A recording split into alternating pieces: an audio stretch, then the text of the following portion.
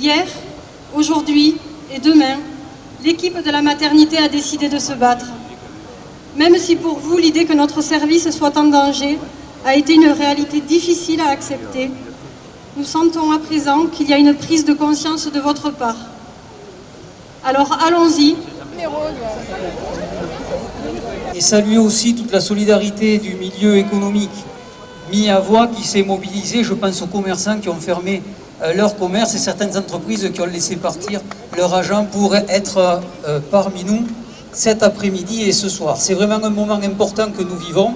Ce qui nous a été annoncé ce matin, c'est que nous allions recevoir dans les jours à venir de la part de la directrice générale de l'ARS, de Madame Cavalier, des notifications avec un avis favorable à la poursuite de l'activité sur les 2 maternités.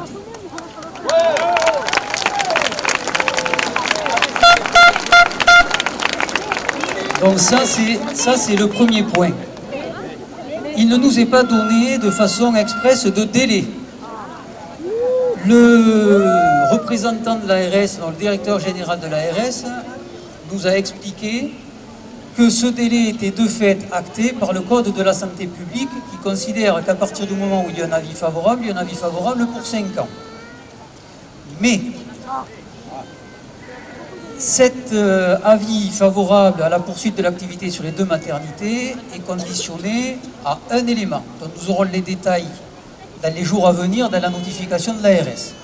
Ce détail il est important puisqu'il conditionne la poursuite de l'activité sur les maternités au fait que les 2 établissements s'engagent à travailler conjointement sur un projet médical de territoire qui portera, dans le cas précis, sur la maternité et sur tous les services de périnatalité, postnatalité, etc., etc.